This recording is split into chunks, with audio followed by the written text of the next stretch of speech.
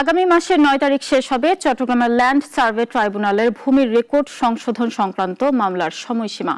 অথচ বেশিরভাগ মানুষই তা জানে না, তাই সময়মতো রেকর্ড সংশোধন করতে পারেননি অনেকেই।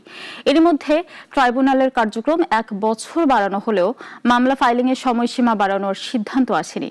চট্টগ্রাম থেকে মোহাম্মদ জালালের ক্যামেরায় একে আজাদের রিপোর্ট।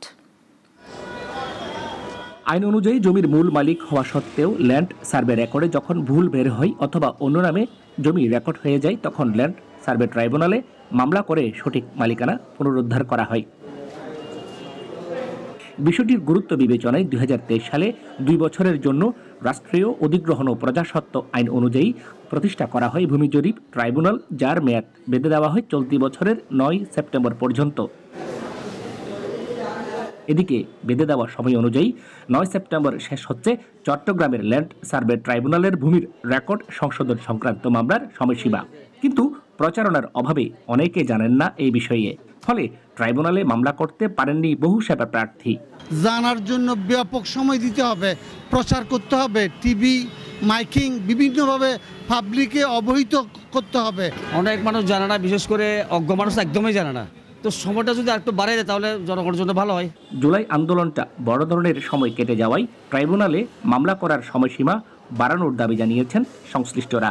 ৯ তারিখে বন্ধ হয়ে যাচ্ছে, এটা আসলে সবার জন্য একটা ক্ষতির কারণ হয়ে দাঁড়াইছে। এখন অনেক মানুষই জানে না যে ল্যান্ড সার্ভে ট্রাইব্যুনালে যে মামলা করেছে ওনারা অধিকার পাচ্ছে। প্রচারণাটা ঠিকভাবে করতে হবে এবং মিনিমাম সময়টা আরো ১ বছর থেকে ২ বছর বর্ধিত করা উচিত বলে আমি মনে করি। মানবাধিকার কর্মীরা বলছেন, সময়সীমা কমপক্ষে ১ বছর বৃদ্ধি করা হলে সাধারণ মানুষ জমির রেকর্ড সংশোধন করার সুবর্ণ সুযোগ পাবে। বাংলাদেশ হিউম্যান রাইটস ফাউন্ডেশনের পক্ষ থেকে, চট্টগ্রাম জেলা বার অ্যাসোসিয়েশনের পক্ষ থেকে আইন উপদেষ্টার দৃষ্টি আকর্ষণ করা হয়েছে, যাতে করে এটা আরেক বছর সময় বাড়ানো হয়। কারণ এটা যে উদ্দেশ্য করা হলো সেই উদ্দেশ্যটাই যদি সফল না হয় তাহলে এটা তো ব্যর্থতায় পর্যবেসিত হবে। ভুক্তভোগীদের দাবি, ভূমি অফিসে আবেদন করেই সব সংশোধন হয় না, সামান্য কাজে কখনো কখনো হতে হয় আদালতের দ্বারস্থ। তাই সাধারণের দুর্ভোগ কমাতে মন্ত্রণালয়কে বিষয়টি গুরুত্ব দিয়ে বিবেচনার আহ্বান সিনিয়র আইনজীবীদের। একে আজাদ, নাগরিক, চট্টগ্রাম।